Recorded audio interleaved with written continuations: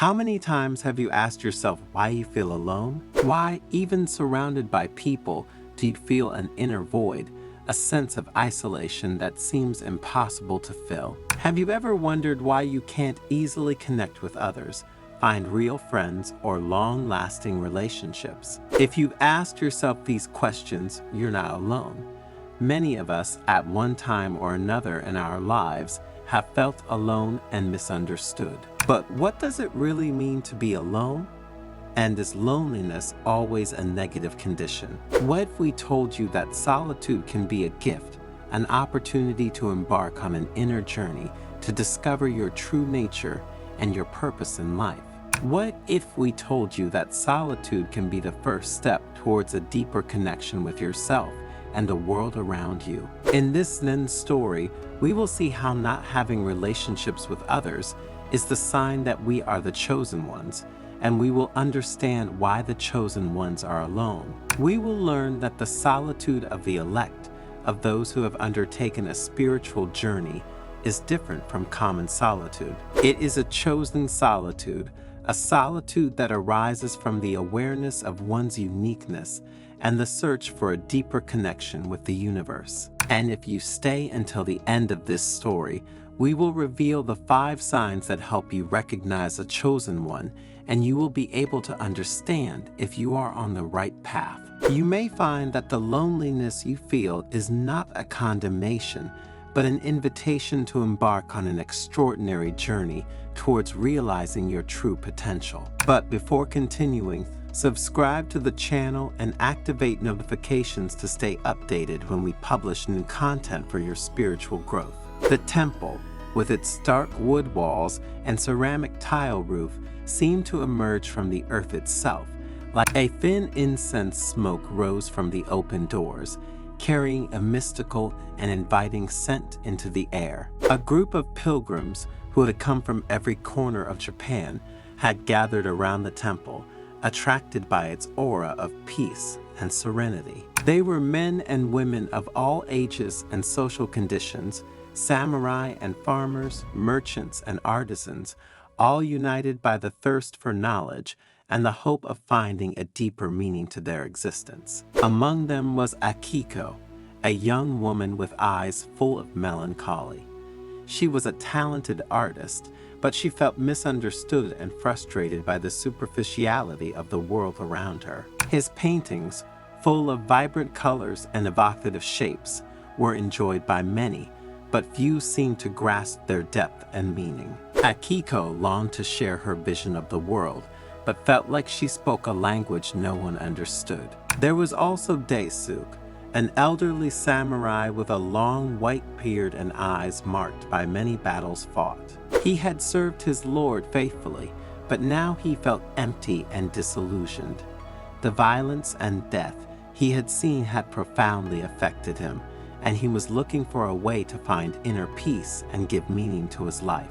And there was Haruki, a young farmer with calloused hands and a sunburned face. He dreamed of leaving his village and seeing the world, but was torn between his desire for adventure and his sense of duty to his family. He wondered if there was a way to reconcile his personal aspirations with the responsibilities that life had imposed on him. They had come to hear the words of Ogài, an elderly and wise monk known for his profound spirituality and knowledge of Buddhist wisdom. Ogài, he was a revered figure, a beacon of light in an often dark and confusing world. His eyes, deep and penetrating, seemed to peer into the soul of those who met him, while his smile, warm and reassuring, instilled trust and hope. "Welcome, dear pilgrims," said Ogài with a warm and reassuring voice, like a father welcoming his children. "I am honored to share with you my reflections on loneliness, friendship, and human relationships." The pilgrims listened attentively, their faces illuminated by the light of the lanterns hanging from the branches of the trees. The silence was broken only by the singing of crickets and the rustling of the wind in the leaves. Many of you, I'm sure, wonder why you feel lonely, why you can't find real friends or build lasting relationships. Ogài continued. "The answer, dear ones, lies in your spiritual growth and your personal growth. Akiko looked up, her eyes filled with silent question.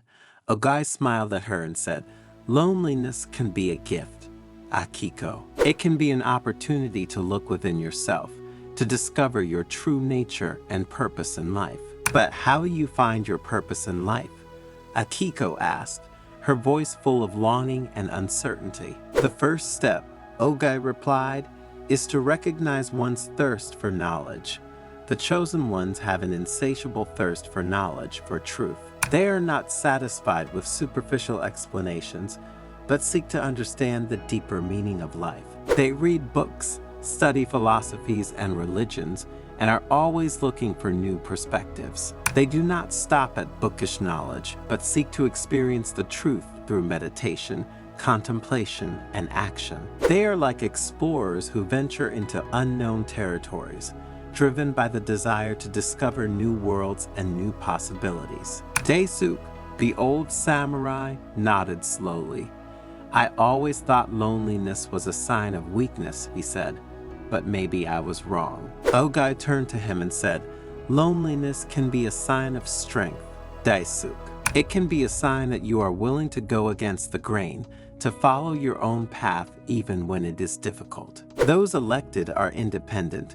They do not allow themselves to be influenced by the opinions of others. They follow their own internal compass, even if that means being alone.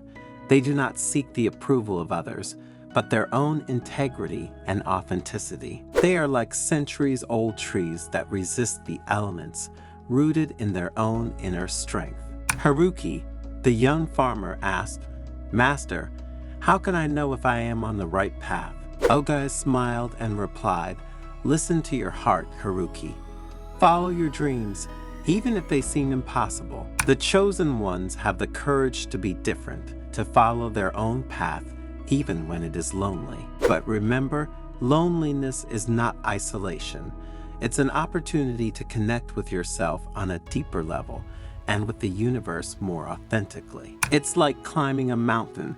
The climb may be lonely, but the view from the top is unparalleled." Ogài explained that the solitude of the elect, of those who have undertaken a spiritual journey, is different from common solitude. It is a chosen solitude, a solitude that arises from the awareness of one's uniqueness and the search for a deeper connection with the universe. The chosen ones are alone because they have overcome the illusions of the material world, said Ogài. They understood that true happiness lies not in superficial relationships, but in connecting with one's deepest self and the totality of existence. They do not seek happiness in external objects or relationships, but cultivate it within themselves through meditation, gratitude, and compassion. They are like lotuses blooming in the mud, rising above the murky waters to reveal their pure, untainted beauty. Ogài continued,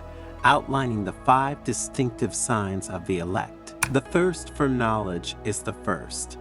The chosen ones crave knowledge, not for the mere accumulation of information, but for the profound understanding of life and the universe, said the monk. They are avid readers, passionate scholars, and their thirst for knowledge never quenches. They do not stop at bookish knowledge, but seek to experience the truth through meditation, contemplation, and action. They are like bees that collect nectar from every flower, transforming it into precious honey. Compassion is the second sign. The chosen ones are deeply empathetic and compassionate towards all living creatures. Ogài continued. They suffer for the suffering of others and are actively committed to alleviating pain in the world. Their compassion is a driving force that drives them to act for the common good, to care for others, and to build a more just and compassionate world. They are like springs of fresh water that quench the thirst of thirsty travelers, offering relief and refreshment. The search for truth is another great characteristic of the elect, continued the master. The chosen ones are tireless seekers of the truth, of the ultimate reality. They are not satisfied with appearances, but try to penetrate the essence of things. They question common beliefs, challenge authorities, and strive to see the world with new and disenchanted eyes. Their search for the truth is an endless journey, a continuous questioning and questioning, like a river that flows incessantly towards the ocean. Another unmistakable sign that we are faced with an elected representative is his independence. Those elected are fiercely independent. They do not allow themselves to be influenced by the opinions of others. They follow their own path, even if it means going against the grain. They are faithful to their values and are not afraid of being different. Their independence is a source of inner strength, which enables them to resist external pressures and follow their conscience.